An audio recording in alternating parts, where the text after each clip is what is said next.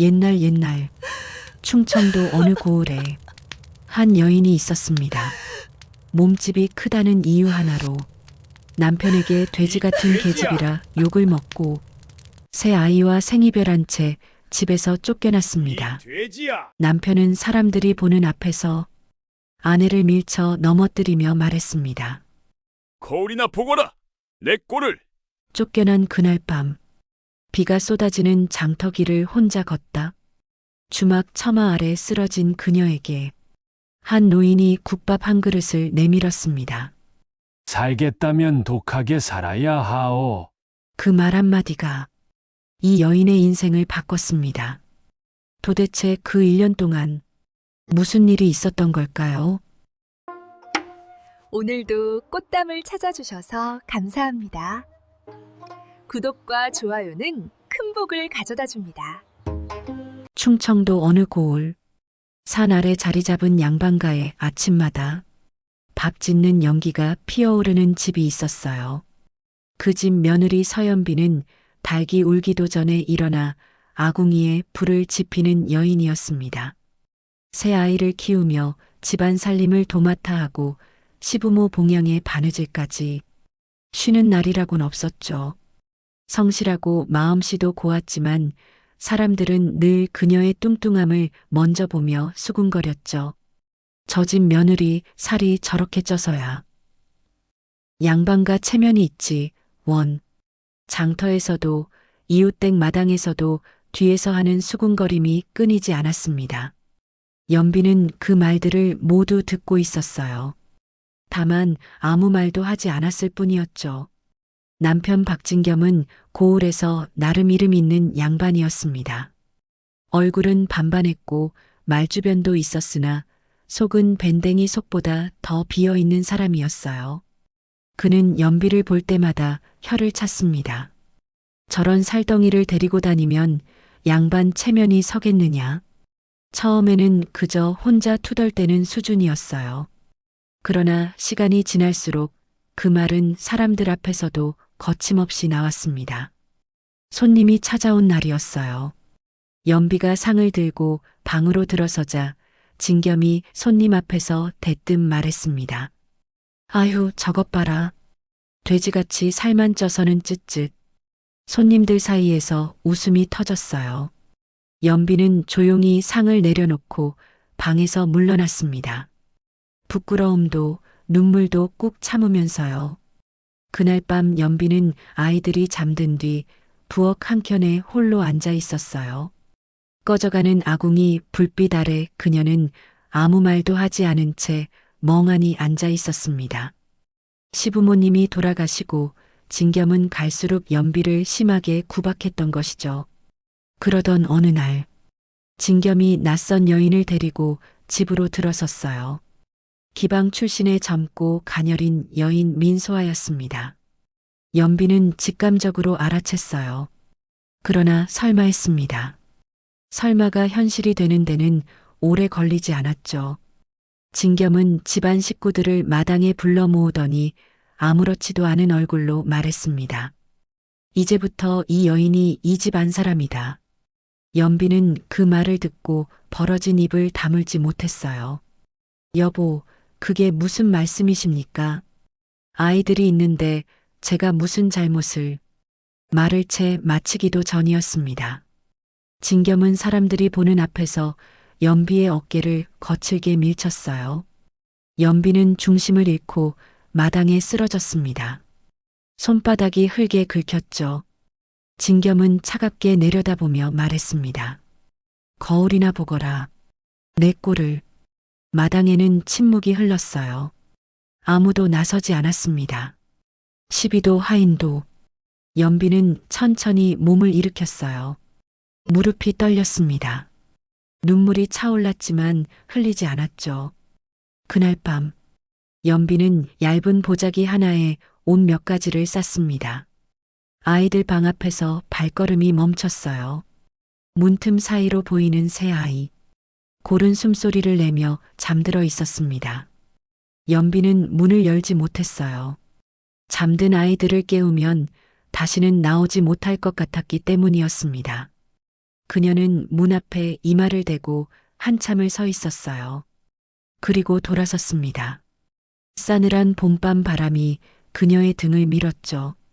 서연비는 그렇게 새 아이와 생이별한 채 집에서 쫓겨나고 말았습니다. 집을 나선 연비의 발길이 닿은 곳은 장터 끝자락에 있는 허름한 길이었어요. 하늘은 먹구름으로 가득했고 얼마 지나지 않아 빗방울이 떨어지기 시작했습니다.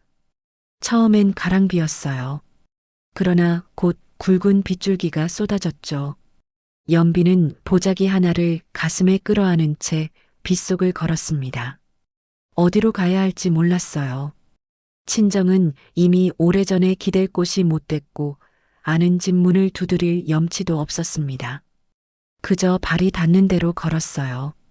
장터 골목을 지나고 논뚝길을 넘고 이름 모를 새길을 걷다 보니 어느 순간 다리에 힘이 풀렸습니다. 연비는 그 자리에 주저앉았어요. 빗물이 옷을 타고 흘러내렸죠. 머릿속에는 아무 생각도 나지 않았습니다. 아이들 얼굴만 자꾸 떠올랐어요. 얼마나 시간이 흘렀을까요? 연비는 어느 주막 처마 아래 쓰러져 있었습니다.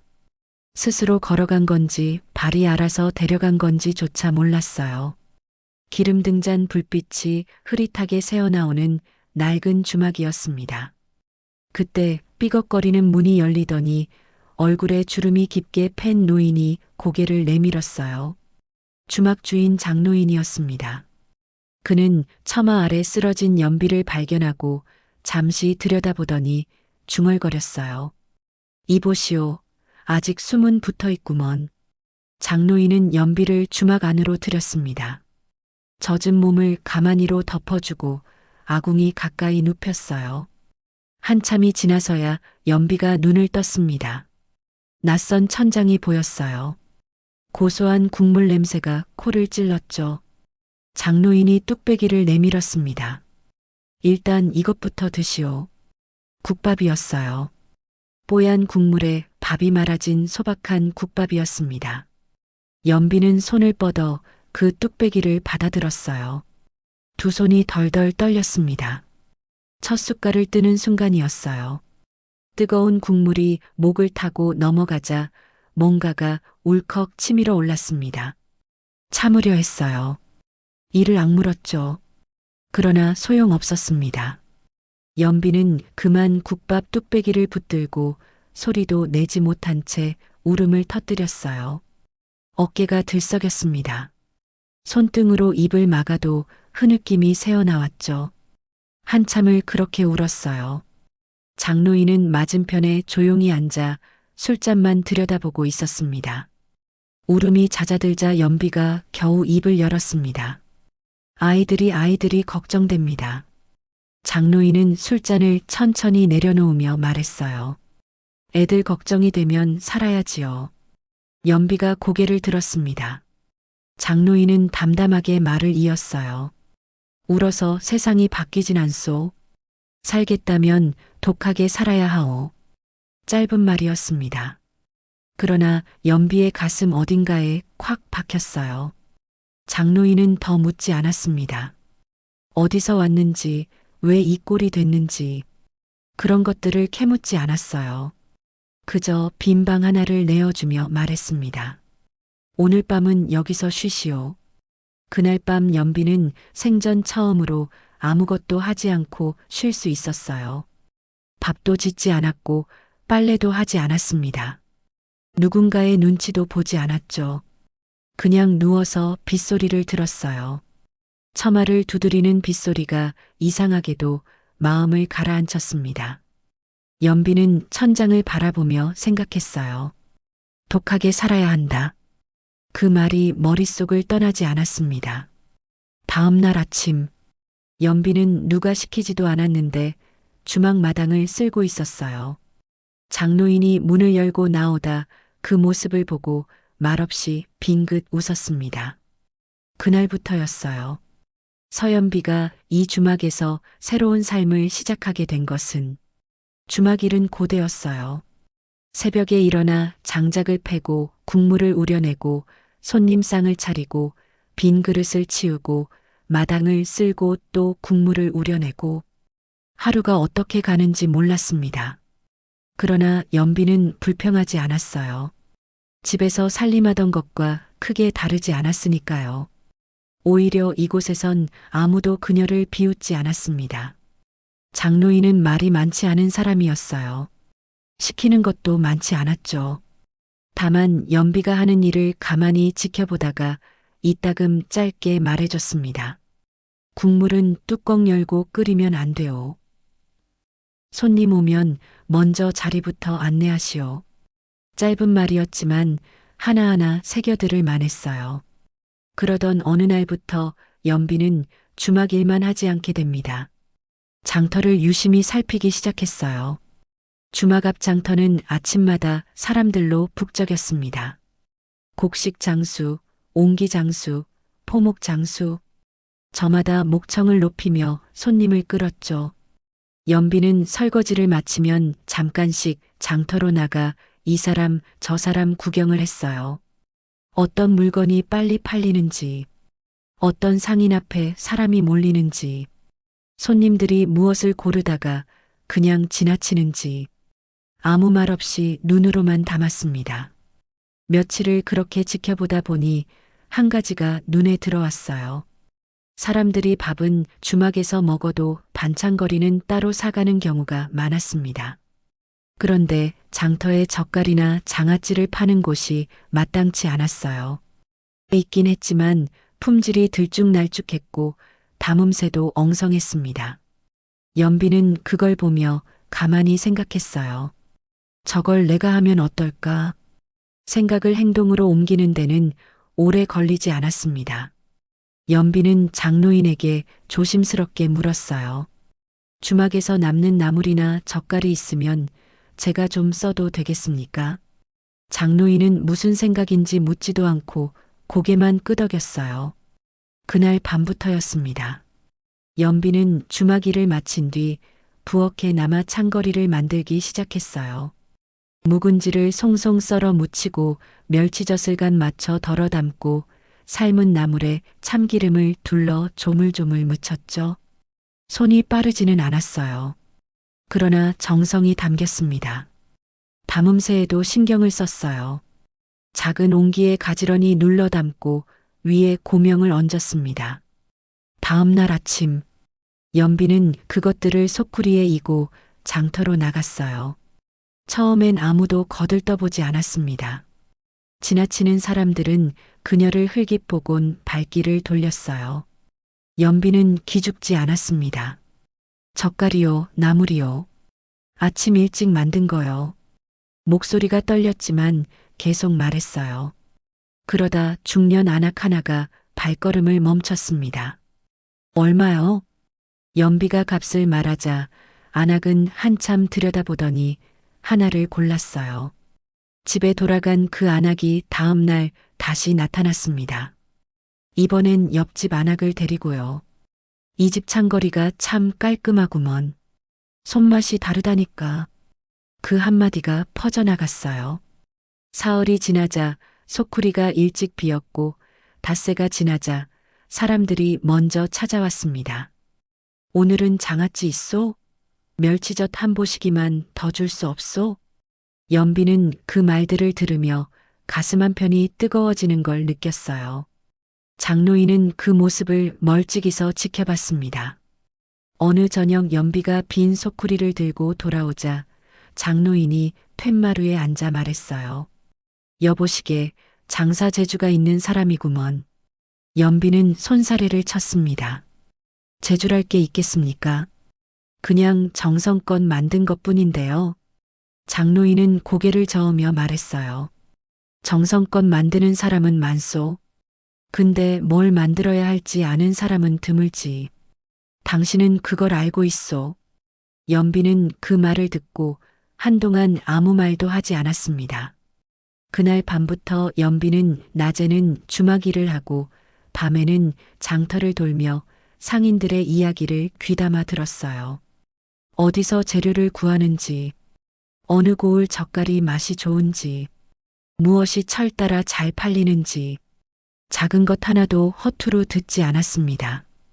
그녀의 손에서 만들어진 창거리는 날이 갈수록 소문이 번져나갔어요. 서연비라는 이름이 장터 사람들 입에 조금씩 오르내리기 시작한 것은 바로 그 무렵이었습니다. 어느 날 오후였어요. 장터가 한창 붐비는 시간이 지나고 주막 안이 조용해질 무렵이었습니다. 삐걱거리는 주막 문이 열리더니 낯선 사내가 들어섰어요. 나이는 50줄로 보였습니다. 비단 두루마기를 걸쳤고 뒤에는 수행하는 사람이 둘이나 따라붙었어요. 장터에서 흔히 볼 수 있는 사람이 아니었습니다. 걸음걸이 하나, 눈빛 하나에서 범상치 않은 기운이 흘렀어요. 그는 자리에 앉더니 장로인을 불렀습니다. 요즘 이 장터에서 창거리로 소문난 곳이 여기라 들었소. 장로인은 그를 한번 훑어보고 나서 말없이 연비를 불렀어요. 연비는 앞치마에 손을 닦으며 나왔습니다. 사내는 연비를 보더니 잠시 말없이 들여다봤어요. 당신이 만드는 거요? 연비가 고개를 끄덕이자 사내는 턱짓으로 자리를 권했습니다. 앉아보시오. 연비는 영문도 모른 채 맞은편에 앉았어요. 사내가 조용히 말했습니다. 나는 한대감이요. 전국 여러 고을에 상단을 두고 물건을 떼어다 파는 장사를 하고 있소. 연비는 그 이름을 듣는 순간 속으로 숨을 들이켰어요. 한대감이라면 이 충청도 일대에서 모르는 상인이 없는 거상이었습니다. 한양까지 상단을 뻗쳤다는 소문이 있었고 그가 손대는 물건은 뭐든 잘 팔린다는 말도 있었죠. 그런 사람이 왜 이 작은 주막에 들어온 건지 연비는 얼른 이해가 되지 않았어요. 한대감이 말을 이었습니다. 장터에서 당신이 만든 창거리를 먹어봤소. 그는 소매 안에서 무언가를 꺼냈어요. 종이 한 장이었습니다. 장터 상인에게서 받아온 것 같았어요. 이게 당신 물건 목록이요? 연비가 고개를 끄덕였어요. 한대감은 그것을 한참 들여다보더니 입꼬리를 살짝 올렸습니다. 물건 종류를 철 따라 바꿨구먼. 봄엔 나물, 여름엔 장아찌, 가을엔 젓갈. 연비는 조심스럽게 대답했어요. 철 지난 재료로는 맛을 내기 어려우니 그때그때 좋은 것을 쓰려 했습니다. 한대감은 고개를 끄덕이며 이번엔 다른 종이를 내밀었어요. 이걸 한번 보시오. 연비가 펼쳐보니 숫자들이 빼곡했습니다. 들어온 돈, 나간 돈, 남은 돈. 한대감의 창거리 상단 장부였어요. 내가 운영하는 창거리 상단이 있소. 허나 요즘 들어 장사가 예전 같지 않소. 연비는 장부를 천천히 훑었어요. 숫자만 봐도 느낌이 왔습니다. 들어오는 돈은 그대로인데 나가는 돈이 늘어나고 있었어요. 재료값이 오른 게 아니었습니다. 팔리는 물건 종류가 철이 바뀌어도 거의 달라지지 않고 있었죠. 연비는 조심스럽게 입을 열었어요. 죄송하지만 여쭤봐도 되겠습니까? 여름에도 젓갈만 주로 내놓으신 겁니까? 한대감이 눈썹을 올렸습니다. 그게 가장 잘 팔렸으니까. 잘 팔렸던 거지. 지금도 잘 팔리는 건 아니지요. 사람들은 철 따라 입맛이 바뀌니까요. 순간 주막 안이 조용해졌어요. 연비는 자신이 너무 나섰나 싶어 얼른 고개를 숙였습니다. 제가 말이 지나쳤습니다. 그러나 한대감은 언짢은 기색이 없었어요. 오히려 천천히 웃었습니다. 아니요. 맞는 말이요. 그는 잠시 생각하더니 연비를 똑바로 바라봤어요. 이 상단을 맡아보겠소? 연비는 그 말을 듣고 귀를 의심했습니다. 내 상단 창거리 장사를 맡아서 당신 방식대로 꾸려보라는 말이요. 연비는 말을 잃었어요. 가슴이 두근거렸습니다. 그러나 동시에 두려움도 밀려왔죠. 주막 한편에서 소쿠리 하나 이고 파는 것과 상단을 맡아 운영하는 건 전혀 다른 이야기였어요. 연비는 손을 무릎 위에 꼭 쥐었습니다. 한참을 망설이다 천천히 고개를 숙였어요. 기회를 주신다면 한번 이 몸 최선을 다해 해보겠습니다. 한대감은 그 말을 듣고 조용히 술잔을 들었습니다. 좋소. 딱 한마디였어요. 그날 밤 연비는 주막 마당에 혼자 서서 하늘을 올려다봤습니다. 별이 많은 밤이었어요. 장로인이 옆에 와서 섰습니다. 들었소? 한대감이 제안을 했다지요.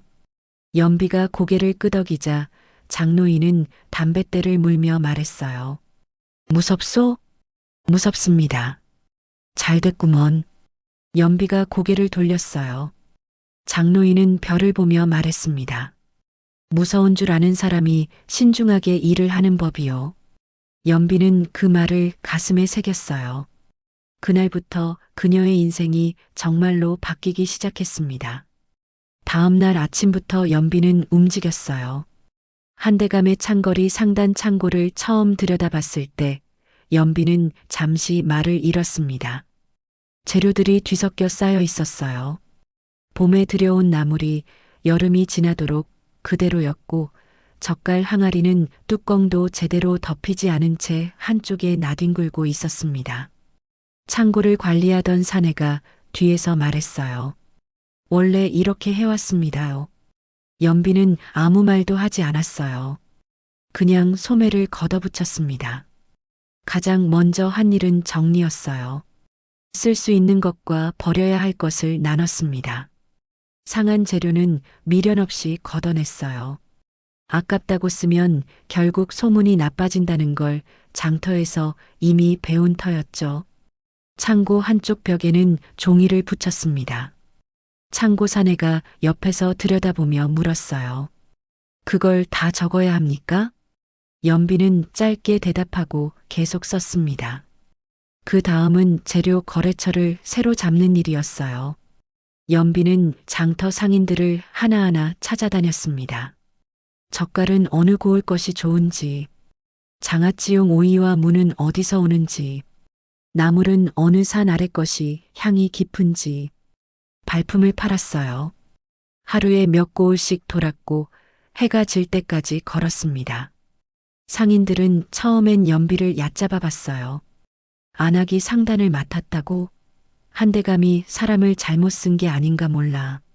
뒤에서 수군거리는 소리가 들렸지만 연비는 못 들은 척했습니다. 대신 물건으로 말했어요. 거래처를 새로 정하고 첫 번째로 내놓은 창거리가 장터에 깔리던 날. 오전이 채 지나기도 전에 소쿠리가 바닥났습니다. 소문은 빠르게 퍼졌어요. 서연비 상단 창거리가 맛이 다르다. 담음새도 고급스럽고 간도 딱 맞아. 한 고을에서 두 고을로, 두 고을에서 네 고을로. 연비는 거기서 멈추지 않았어요. 장터마다 물건을 내놓는 날짜를 정했습니다. 이 고을은 닷새장, 저 고을은 사흘장. 장이 서는 날에 맞춰 창거리가 들어오도록 공급 날짜를 맞췄어요. 사람들이 기다리게 만들었습니다. 오늘이 연비상단 장날이지요? 어서 가봐야겠네. 늦으면 없어. 기다리는 사람이 생기자 물건 값을 올릴 수 있었어요. 값이 올라도 사람들은 찾아왔습니다.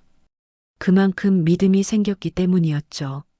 석 달이 지났을 무렵 한대감이 상단 장부를 들여다보다가 조용히 말했어요. 지난 석 달 수익이 작년 한 해 것과 비슷하구먼. 연비는 고개를 숙였습니다. 아직 부족합니다. 다음 달엔 인근 두 고을에 거래처를 더 열 생각입니다. 한대감은 잠시 연비를 바라봤어요. 욕심이 많구먼. 연비가 고개를 들었습니다. 아이들한테 돌아가야 합니다. 그러려면 서둘러야 해요. 한대감은 아무 말도 하지 않았어요.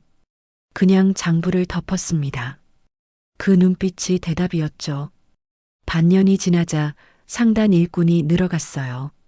처음엔 연비 혼자 소쿠리를 이었지만 이제는 짐을 지는 사람, 장부를 쓰는 사람, 창고를 관리하는 사람이 따로 생겼습니다. 연비는 그들 하나하나에게 자신이 장터에서 배운 것들을 가르쳤어요. 재료는 아끼지 마시오.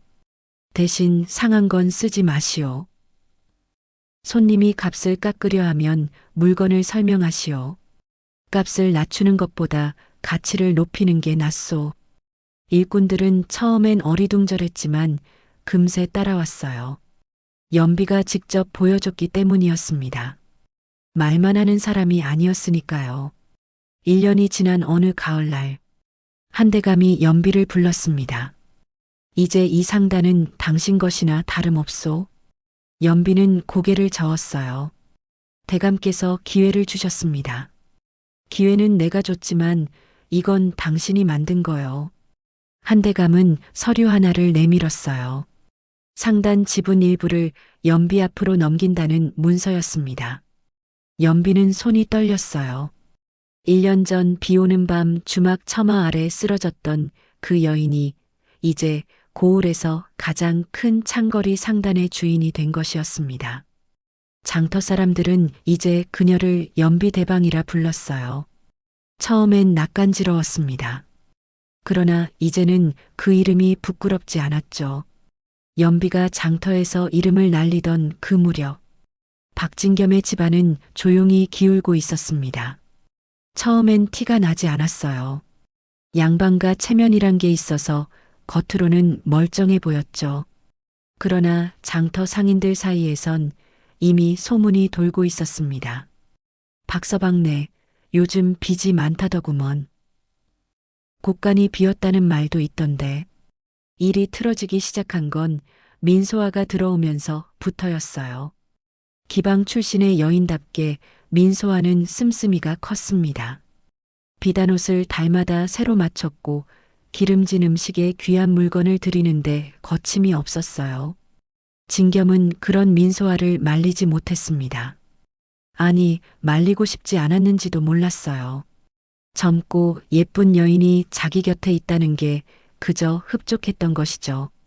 문제는 돈이었습니다. 진겸의 살림은 원래부터 넉넉한 편이 아니었어요. 연비가 알뜰하게 꾸려왔기 때문에 그동안 그럭저럭 유지가 됐던 것이었죠. 연비가 나간 자리는 그냥 빈자리가 아니었습니다. 살림의 밑바닥이 흔들리기 시작했어요. 진겸은 처음엔 친분 있는 양반들에게 돈을 꿨습니다. 체면 때문에 많은 돈은 못 빌렸지만 조금씩 여기저기서 끌어다 썼어요. 그게 쌓였습니다. 이자가 붙고 이자에 이자가 붙었죠. 독촉하는 사람이 하나둘 생겼어요. 진겸은 그때부터 도박판에 기웃거리기 시작했습니다. 한 번만 크게 따면 다 해결된다는 생각이었어요. 그 생각이 사람을 망하게 한다는 걸 정작 본인은 몰랐습니다. 딴 날보다 이른 날이 훨씬 많았어요. 그러나 멈추지 못했습니다. 이를수록 더 판에 매달렸죠. 집안 살림은 눈에 띄게 줄었어요. 하인이 하나 둘 떠났습니다. 밥상에 오르는 반찬수가 줄었고 마당은 쓸지 않아 낙엽이 쌓였어요. 아이들은 눈치를 챘지만 아무것도 할 수 없었습니다. 민소아는 처음엔 모른 척했어요. 그러나 재산이 줄어들수록 태도가 달라지기 시작했습니다. 말이 날카로워졌고 진겸을 대하는 눈빛이 싸늘해졌어요. 나리, 이 달치 비단값은 어떻게 하실 겁니까? 조금만 기다려라. 곧 마련하마. 지난달에도 그러셨잖습니까? 진겸은 대꾸하지 못했어요. 그러던 어느 날, 진겸은 결국 손을 써선 안 될 곳에 손을 뻗었습니다. 문중 땅이었어요. 조상 대대로 내려온 문중 땅은 어느 한 사람이 마음대로 팔 수 없는 것이었습니다. 그러나 진겸은 몰래 문서를 꾸미기 시작했어요. 문중 어른들 도장을 위조하고 땅 문서를 바꿔치기 했습니다. 손이 떨렸지만 멈추지 않았어요. 지금 당장 돈이 필요했으니까요. 그는 위조한 문서를 들고 고을 객주를 찾아갔습니다. 이 땅을 팔겠소. 객주는 문서를 들여다봤어요. 뭔가 이상한 낌새를 챘지만 값만 낮게 부르면 그만이었습니다. 거래는 성사되는 듯 보였어요. 한편 민소아는 그 모든 상황을 곁에서 지켜보고 있었습니다. 재산이 바닥을 드러낼수록 그녀의 계산은 빨라졌어요. 이 남자한테 더 있을 게 없다. 민소아는 조용히 움직이기 시작했습니다. 집안 곳곳에 남아있는 폐물을 챙겼어요. 진겸이 아끼던 옥놀이개, 장롱 깊숙이 넣어둔 은비녀, 손님에게 받은 비단 몇 필, 그것들을 하나하나 보자기에 쌌습니다. 진겸은 몰랐어요. 도박판에 나가 있는 날이 많았으니까요. 아이들은 조용히 지냈습니다. 어미가 쫓겨나던 그날 밤 이후로 막내는 밥을 잘 먹지 않았어요. 첫째는 10살이 됐지만 또래 아이들처럼 뛰어놀지 않았습니다. 그저 마당 한켠에 앉아 멀리 장터 쪽 하늘을 바라볼 때가 많았어요. 어미가 어디 있는지는 몰랐지만 살아있기를 바랐습니다. 그 마음이 얼굴에 고스란히 보였어요. 진겸이 향의 날짜가 다가오자 마지막 체면 칠회를 생각했습니다. 고을 양반들이 모이는 향에는 1년에 몇 번 없는 자리였어요. 거기서 얼굴을 내밀어야 그나마 양반 행세를 할 수 있었습니다. 집안이 기운 걸 아는 사람들 앞에서 당당하게 앉아 있는 것. 그게 진겸이 지금 할 수 있는 전부였어요. 그는 낡은 갓을 손질하고 구겨진 도포를 다려 입었습니다. 거울을 들여다보며 혼자 중얼거렸어요. 아직 박진겸이다. 그 말이 얼마나 공허한지 본인만 몰랐습니다.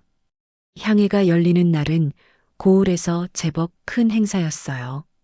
고을 양반들이 한자리에 모여 마을 일을 의논하고 서로 안부를 나누는 자리였습니다. 너른 마당이 있는 향청 건물에 갓을 쓴 양반들이 하나 둘 모여들었어요. 기생들이 술상을 날랐고 마당 한켠엔 풍악도 준비돼 있었습니다. 박진겸은 일부러 늦게 도착했어요. 일찍 오면 구석 자리를 잡게 되고 늦게 오면 사람들 눈에 띄며 들어올 수 있으니까요. 그러나 사람들의 반응은 그가 기대한 것과 달랐습니다. 박서방 왔구먼. 요즘 어떻게 지내시오? 인사는 했지만 예전 같은 반가움이 없었어요. 빈이야기가 돌고 있다는 걸 진겸도 느꼈습니다. 그는 아무렇지 않은 척 자리를 잡고 앉았어요. 술이 몇 순배 돌았습니다. 좌중이 흥겨워지자 여기저기서 이야기꽃이 피었어요. 누구 집 논이 얼마에 팔렸다느니 어느 고을 원님이 바뀌었다느니. 그러다 한 양반이 말을 꺼냈습니다. 요즘 이 고을 장터에 여자 상단이 생겼다더구먼. 창거리 장사인데 꽤 크게 번성한다 하오. 좌중이 웅성거렸어요. 들었소? 한대감이 뒤를 봐준다 하던데. 여자가 상단을 맡다니 세상 참 별일이 다 있구먼. 진겸은 술잔을 들다 말고 그 이야기를 들었어요.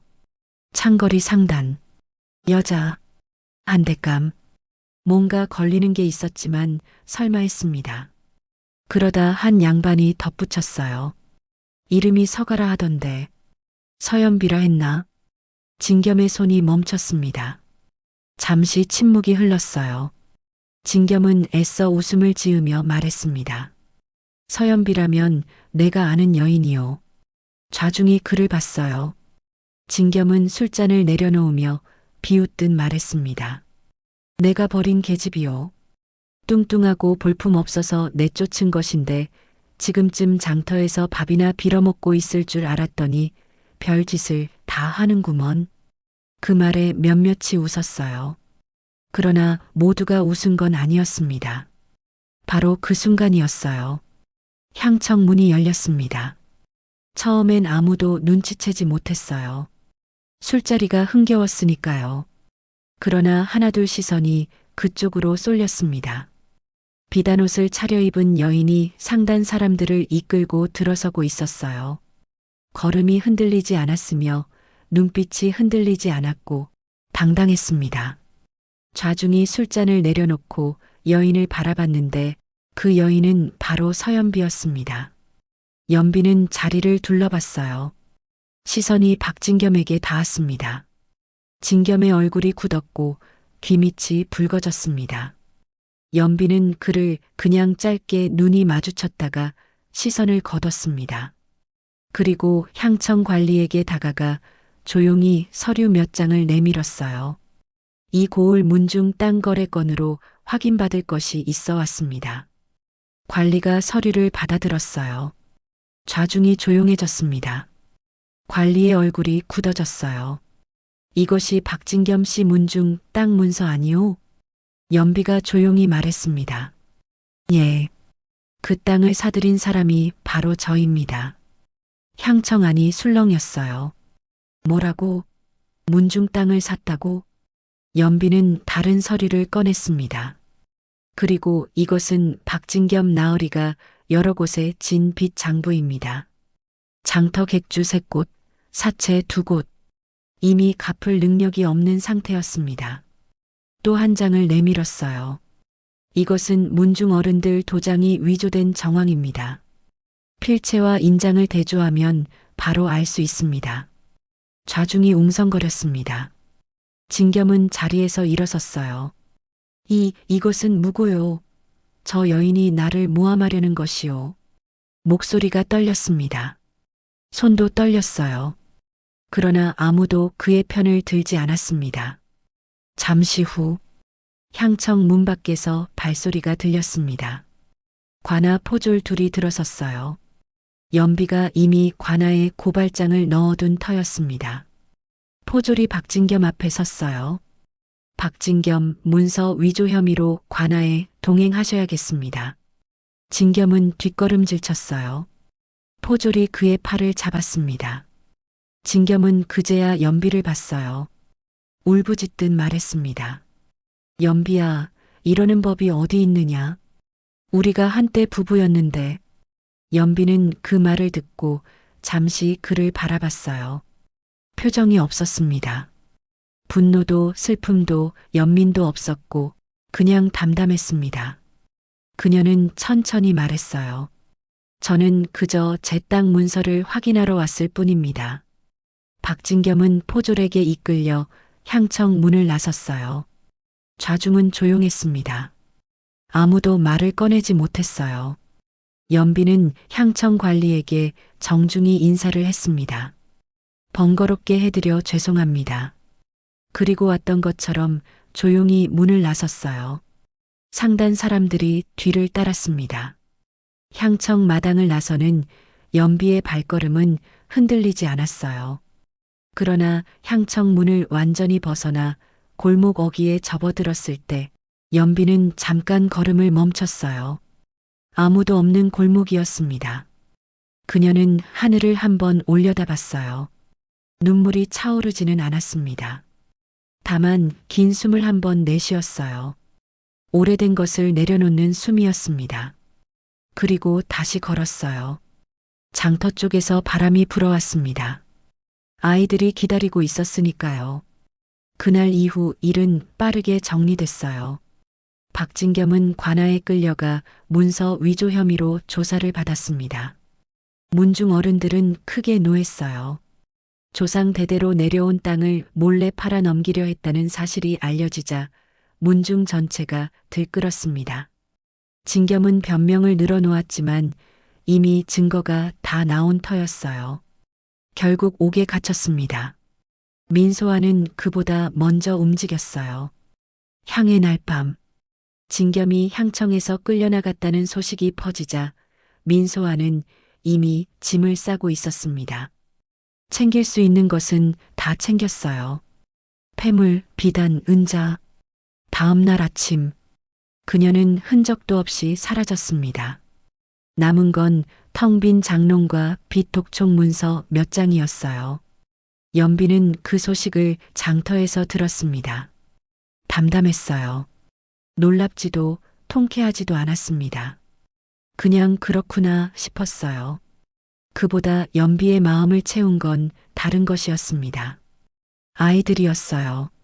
연비는 향의 다음 날 아침 일찍 박진겸의 집으로 향했습니다. 대문 앞에 서자 가슴이 두근거렸어요. 1년 넘게 보지 못한 아이들이 저 문 안에 있기 때문이었죠. 연비는 천천히 문을 두드렸어요. 한참이 지나서야 문이 열렸습니다. 10살이 된 첫째가 문 사이로 고개를 내밀었어요. 아이는 연비를 보는 순간 굳어버렸습니다. 한동안 아무 말도 못했어요. 그러다 아이의 눈에서 눈물이 터졌습니다. 어머니, 그 한마디였어요. 연비는 아무 말도 하지 못했습니다. 그냥 아이를 끌어안았어요. 셋을 다 데리고 나오는 데는 시간이 걸리지 않았습니다. 문중 어른들도 막지 않았어요. 오히려 한 어른이 말했습니다. 이 아이들은 어미 손에 있어야 한다. 연비는 고개를 숙여 인사했어요. 아이들은 저마다 작은 보따리를 하나씩 들었습니다. 막내는 연비의 손을 꼭 쥐고 놓지 않았어요. 장터로 돌아오는 길, 막내가 올려다보며 물었습니다. 어머니, 우리 이제 어디서 살아요?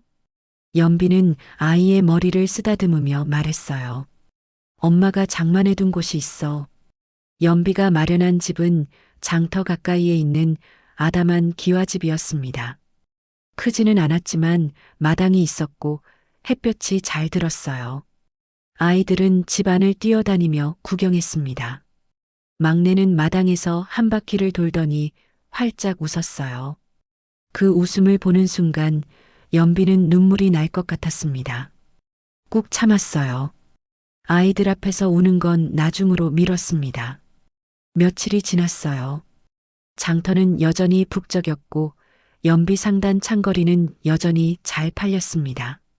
장터 사람들은 이제 연비를 연비대방이라 불렀어요. 처음 그 이름으로 불렸을 때랑은 느낌이 달랐습니다. 이제는 그 이름이 자기 것처럼 느껴졌어요. 어느 저녁이었습니다. 장터 일을 마친 연비가 주막에 들렀어요. 장로인은 여전히 그 자리에서 술잔을 닦고 있었습니다. 연비가 맞은편에 앉았어요.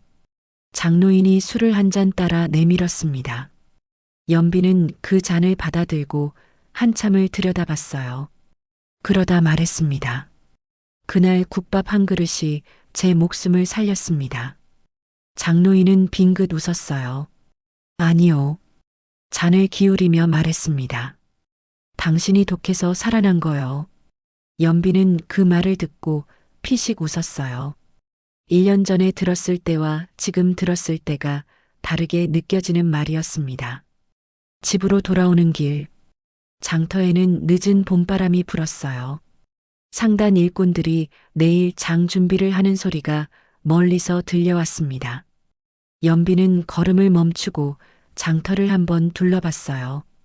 1년 전 보자기 하나 들고 비를 맞으며 헤매던 곳. 지금은 자신의 이름이 오르내리는 곳이었습니다. 세상이 바뀐 게 아니었어요. 자신이 바뀐 것이었죠. 연비는 다시 걸음을 옮겼습니다. 집에서 아이들이 기다리고 있었어요.